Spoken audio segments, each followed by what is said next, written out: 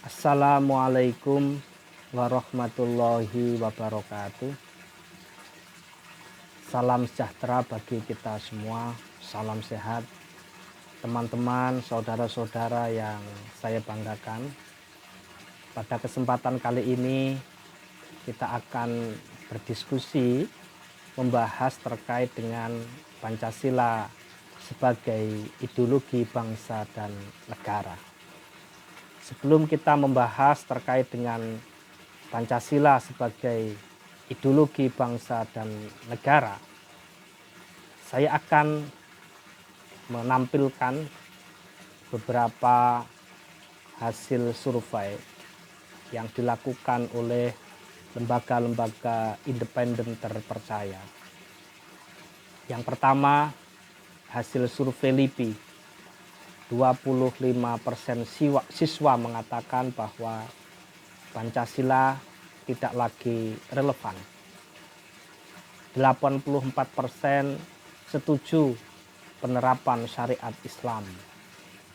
52% setuju kekerasan agama. Dan 14% siswa mendukung aksi pengeboman. Ini realita. Ini sebuah fakta riset yang dilakukan oleh lembaga independen. Ini warning, ini perhatian bagi kita semuanya bahwa Pancasila hari ini sedang diuji, dikoyak-koyak oleh kelompok-kelompok yang tidak sepaham dengan Pancasila.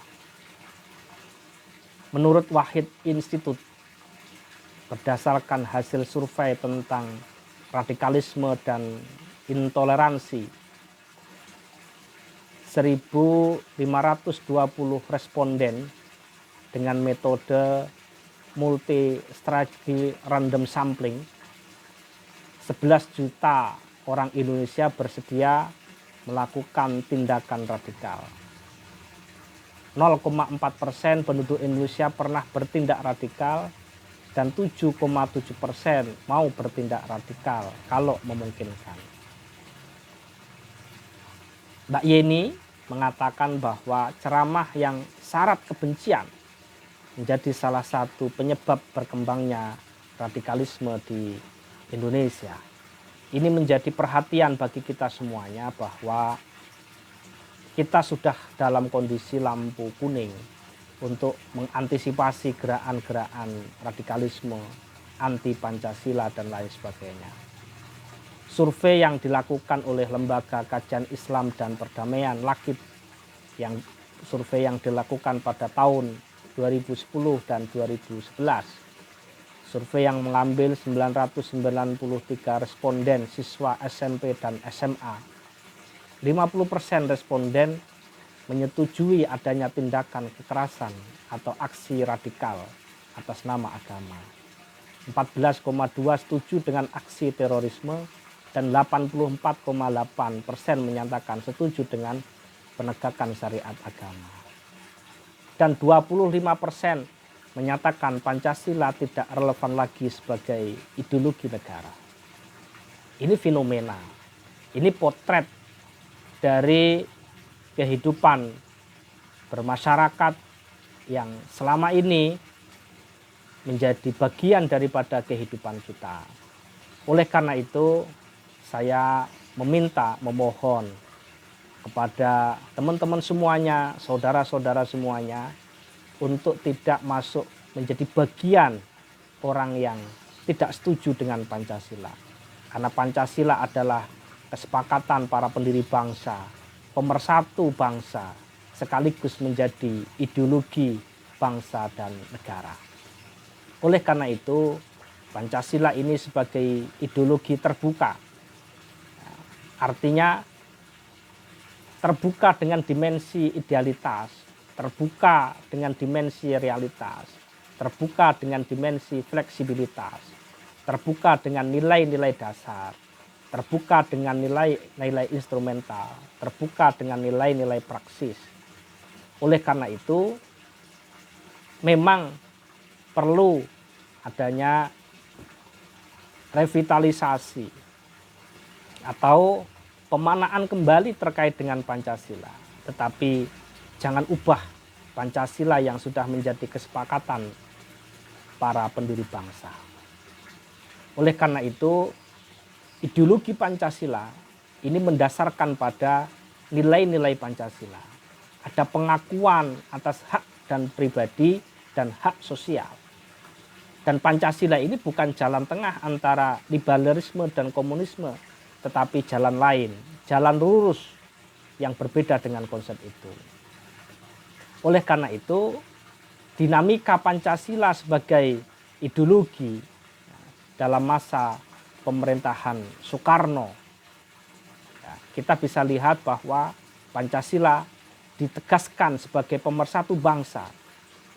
Penegasan ini dikumandangkan oleh Bung Karno dalam berbagai pidato politiknya dalam kurun waktu 1945 sampai dengan 1960. Namun seiring dengan perjalanan waktu, pada kurun waktu 1960 sampai dengan 1965, Soekarno lebih mementingkan konsep nasakomnya, nasionalis, agama, dan komunis sebagai landasan politik bagi bangsa Indonesia. Kemudian setelah Bung Karno selesai masuk pada Pancasila sebagai ideologi dalam masa pemerintahan Soeharto. Pada masa pemerintahan Soeharto, Pancasila dijadikan sebagai asas tunggal bagi organisasi politik dan organisasi kemasyarakatan. Lahirnya TAP MPR nomor 2 tahun 1978 tentang Eka Prasetya Pancaskarsa, muncul penataran P4. Terjadi tafsir tunggal atas Pancasila, sehingga Pancasila digunakan untuk melegitimasi kekuasaan. Dan ini yang kemudian dikritik oleh banyak pihak. Kemudian Pancasila sebagai ideologi dalam masa pemerintahan Presiden Habibie. Yang pertama adalah penghapusan penataran P4, termasuk pembubaran Badan Pembinaan Pendidikan Pelaksanaan, Pedoman Penghayatan dan Pengamalan Pancasila (BP7) berdasarkan Kepres nomor 27 tahun 99 tentang pencabutan Kepres nomor 10 tahun 79. Sebenarnya dalam Kepres tersebut dinyatakan akan dibentuk lembaga serupa. Namun hingga saat ini lembaga khusus yang mengkaji, mengembangkan dan mengawasi Pancasila itu belum ada. Kemudian Pancasila sebagai ideologi dalam masa pemerintahan Presiden Gus Dur atau Ki Haji Abdurrahman Wahid. Muncul wacana tentang penghapusan TAP MPRS 66 tentang pelarangan PKI dan penyebarluasan ajaran komunisme. Di masa ini yang lebih dominan adalah kebebasan berpendapat, sehingga perhatian terhadap ideologi Pancasila ini cenderung melemah. Pancasila dan NKRI harga mati. Ini adalah konsep di era Gus Dur. Pancasila sebagai ideologi dalam masa pemerintahan Presiden Megawati, Pancasila sebagai ideologi semakin kehilangan formalitasnya dengan disahkannya Undang-Undang Sisdiknas nomor 20 tahun 2003 yang tidak mencantumkan pendidikan Pancasila sebagai mata pelajaran wajib di tingkat SD sampai perguruan tinggi. Oleh karena itu, pada waktu itu pendidikan Pancasila hilang dari pelajaran di tingkat SD sampai ke perguruan tinggi. Kemudian Pancasila sebagai ideologi dalam masa pemerintahan Bapak Presiden Susilo Bambang Yudhoyono. Dalam 2 periode dapat dikatakan juga tidak terlalu memperhatikan pentingnya Pancasila sebagai ideologi negara. Suasana politik lebih banyak ditandai dengan pertarungan politik untuk merebut kekuasaan. Mendekati masa akhir jabatannya, Pak Presiden SBY menandatangani Undang-Undang nomor 12 tahun 2012 tentang pendidikan tinggi yang mencantumkan mata kuliah Pancasila sebagai mata kuliah wajib pada pasal 35. Kemudian MPR mencanangkan 4 pilar kebangsaan, dibatalkan dalam putusan MK dalam amar putusan nomor 100 PUU 11/2014.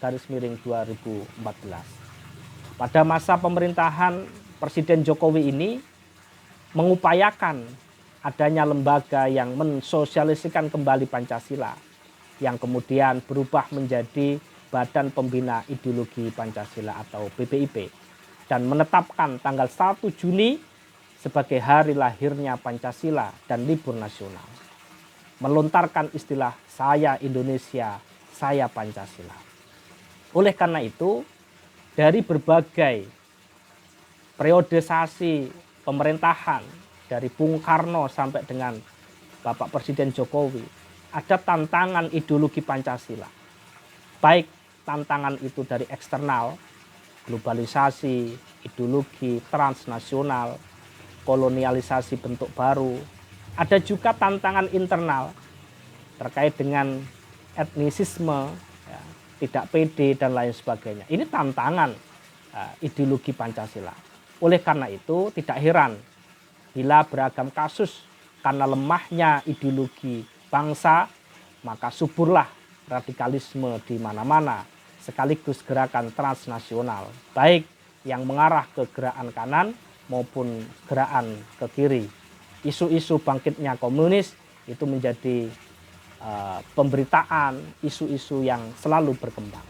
Oleh karena itu, mari kita jaga, tetap kita berpegang ideologi kita di dalam berbangsa dan bernegara, ideologi Pancasila. Terima kasih, kurang lebihnya mohon maaf. Semoga kita sehat selalu. Salam sejahtera. Wassalamualaikum warahmatullahi wabarakatuh.